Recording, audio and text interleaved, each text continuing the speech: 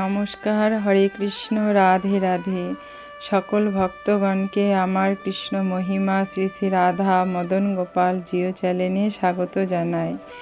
আমার গুরুদেব প্রভুপাদ স্বরূপ গোস্বামীর রাতুল চরণে ভক্তিপূর্ণ প্রণাম, মাতা পিতার চরণে প্রণাম, সকল সাধুগুরু বৈষ্ণব ভক্তগণের চরণে প্রণাম জানিয়ে আজকের ভিডিওটি শুরু করছি। আজকে আমরা আস্বাদন করব উৎপন্না একাদশীর মাহাত্ম্য কথা। অর্জুন বললেন, হে দেব, অগ্রহায়ণের পুণ্যপ্রদায়ী কৃষ্ণপক্ষের একাদশীকে কেন উৎপন্না বলা হয় এবং এই কি জন্যই বা এই একাদশী পরম পবিত্র ও দেবতাদেরও প্রিয় তা জানতে ইচ্ছা করি। আপনি কৃপা করে আমাকে তা বলুন। শ্রী ভগবান বললেন, হে পিতা পুত্র, পূর্বে সত্যযুগে মূর নামে এক দানব ছিল। অদ্ভুত আকৃতি বিশিষ্ট সেই দানবের স্বভাব ছিল অত্যন্ত কোপন। সে দেবতাদের ভীতিপ্রদ ছিল। যুদ্ধে দেবতাদের এমনকি স্বর্গরাজ ইন্দ্রকে পর্যন্ত পরাজিত করে স্বর্গ থেকে বিতাড়িত করেছিল। এইভাবে দেবতারা পৃথিবীতে বিচরণ করতে বাধ্য হয়েছিল। তখন দেবতারা মহাদেবের কাছে গিয়ে নিজেদের সমস্ত দুঃখ সবিস্তারে জানালেন। শুনে মহাদেব বললেন, হে দেবরাজ, যেখানে শরণাগত বৎসল্য জগন্নাথ গরুধ্বজ বিরাজ করেন, তোমরা সেখানে যাও। তিনি আশ্রিতদের পরিত্রাণকারী, তিনি নিশ্চয় তোমাদের মঙ্গল বিধান করবেন। দেবাদিদেবের কথা মতো দেবরাজ ইন্দ্র দেবতাদের নিয়ে ক্ষীর সমুদ্রের তীরে গমন করলেন। জলে শায়িত শ্রী বিষ্ণুকে দর্শন করে দেবতারা হাতজোড় করে তার স্তব করতে লাগলেন। স্তুতির মাধ্যমে নিজ নিজ দৈন দুঃখের কথা তারা ভগবানকে জানালেন। ইন্দ্রের কথা শুনে ভগবান নারায়ণ বললেন, হে ইন্দ্র, সেই মূঢ় দানব কী রকম, সে কেমন শক্তিশালী তা আমায় বলো। ইন্দ্র বললেন, হে ভগবান, প্রাচীনকালে ব্রহ্মবংশে তালঞ্জঙ্ঘা নামে এক অতি পরাক্রমী অসুর ছিল। তারই পুত্র সেই মূঢ় অত্যন্ত বলশালী, ভীষণ উৎকট ও দেবতাদেরও ভয় উৎপাদনকারী। সে চন্দ্রাবতী নামে এক পুরীতে বাস করে। স্বর্গ থেকে আমাদের বিতাড়িত করে তার স্বজাতি কাউকে রাজা, কাউকে অন্যান্য দিকপালক রূপে প্রতিষ্ঠিত করে এখন সে দেবলোক সম্পূর্ণ অধিকার করেছে। তার প্রবল প্রতাপে আজ আমরা পৃথিবীতে বিচরণ করছি। ইন্দ্রের কথা শুনে ভগবান দেবদ্রোহীদের প্রতি অত্যন্ত ক্রোধান্বিত হলেন।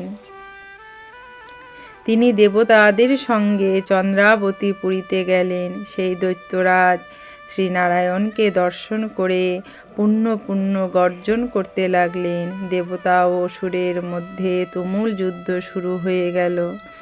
যুদ্ধে দেবতারা পরাজিত হয়ে এদিক ওদিক পালিয়ে গেল। তখন যুদ্ধক্ষেত্রে শ্রীনারায়ণকে একা দেখে সে দানব তাকে দাঁড়াও দাঁড়াও বলতে লাগলো। শ্রী ভগবানও ক্রোধে গর্জন করে বললেন, হে রে দুরাচার দানব, আমার বাহুবল দেখ। এই বলে অসুর পক্ষী সমস্ত যোদ্ধাদের দিব্য বাণের আঘাতে নিহত করতে লাগলেন। তখন তারা প্রাণভয়ে নানা দিকে পালাতে লাগলো। সেই সময় নারায়ণ দৈত্য সৈন্যদের মধ্যে সুদর্শন চক্র নিক্ষেপ করলেন। ফলে সমস্ত সৈন্য ধ্বংসপ্রাপ্ত হলো। একমাত্র মূঢ় অসুরই জীবিত ছিল। সে অস্ত্র যুদ্ধে নারায়ণকে পরাজিত করল। তখন নারায়ণ দৈত্যর সাথে বাহু যুদ্ধে লিপ্ত হলেন। এইভাবে দেবতাদের হিসাবে 1000 বছর যুদ্ধ করে ভগবান তাকে পরাজিত করতে পারলেন না।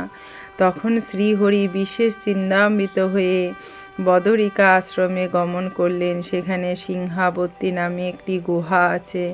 এই গুহাটি এক দ্বার বিশিষ্ট, 12 যোজন অর্থাৎ 86 মাইল বিস্তৃত। ভগবান বিষ্ণু সেই গুহার মধ্যে শয়ন করলেন।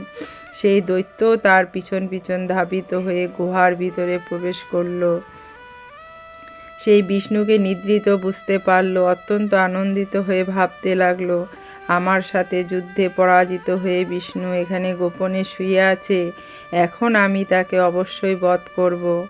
দানবের এই রকম চিন্তার সঙ্গে সঙ্গে শ্রী বিষ্ণুর শরীর থেকে একটি কন্যা উৎপন্ন হলো। এই কন্যাই উৎপন্না একাদশী। তিনি রূপবতী, সৌভাগ্যশালিনী, দিব্য অস্ত্র শস্ত্রধারিণী, বিষ্ণু তেজ সমন্বিতা বলে মহাপরাক্রমশালী ছিলেন। দৈত্যরাজ সেই শ্রীরূপিণী দেবীর সাথে তুমুল যুদ্ধ শুরু করল।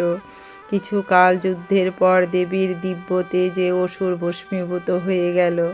তারপর বিষ্ণু জেগে উঠে সেই ভস্মীভূত দানবকে দেখে বিস্মিত হলেন। এক দিব্য কন্যাকে তার পাশে হাত জোড় করে দাঁড়িয়ে থাকতে দেখলেন।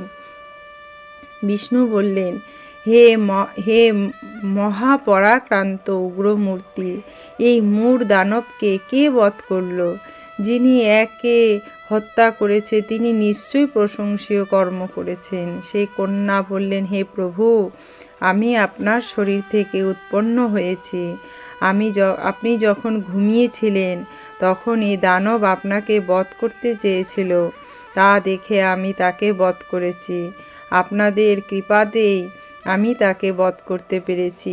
কথা শুনে ভগবান বললেন, আমার পরাশক্তি, তুমি একাদশীতে উৎপন্ন হয়েছ, তাই তোমার নাম হবে একাদশী। আমি এই ত্রিলোকে দেবতা ও ঋষিদের অনেক বর প্রদান করেছি। হে ভদ্রে, তুমিও তোমার মন মতন বর প্রার্থনা করো, আমি তোমাকে তা প্রদান করব। একাদশী বললেন, হে দেবেশ, ত্রিভুবনে সর্বত্র আপনার কৃপায় সর্ববিঘ্ন নাশিনী ও সর্বদায়িনী রূপে যেন পরম পূজ্য হতে পারি, এ বিধান করুন। আপনার প্রতি ভক্তিবশত যারা শ্রদ্ধা সহকারে আমার ব্রত উপবাস করবে তাদের সিদ্ধি লাভ হবে, এই বর প্রদান করুন। বিষ্ণু বললেন, হে কল্যাণী, তাই হোক। উৎপন্না নামে প্রসিদ্ধ তোমার ব্রত পালনকারী সমস্ত ইচ্ছা পূর্ণ হবে। তুমি তাদের সকল মনোবাসনা পূর্ণ করবে, এতে কোনো সন্দেহ নেই। হরি বল। তোমাকে আমার শক্তি বলে মনে করি, তাই তোমার ব্রত পালনকারী সকলেই আমার পূজা করবে। এর ফলে তারা মুক্তি লাভ করবে। তুমি হরিপ্রিয়া নামে জগতে বিখ্যাত হবে। তুমি ব্রত পালনকারী, শত্রু বিনাশ, পরম গতি দান এবং সর্বসিদ্ধি প্রদান করতে সমর্থ হবে। হরি বল। ভগবান বিষ্ণু এইভাবে উৎপন্না একাদশীকে বরদান করে অন্তর্হিত হলেন এবং সমস্ত ব্রতকারী দিবারাত্রি ভক্তিপরায়ণ হয়ে এই উৎপন্না একাদশীর উৎপত্তির কথা শ্রবণ কীর্তন করলে শ্রীহরির আশীর্বাদ লাভে ধন্য হবেন। হরি বল। তাহলে আমরা আজকে উৎপন্না একাদশীর মাহাত্ম্য কথা শ্রবণ করলাম। আপনারা সবাই ভালো থাকবেন। হরে কৃষ্ণ, রাধে রাধে। আর ভিডিওতে লাইক, শেয়ার, সাবস্ক্রাইব করবেন। হরি বল।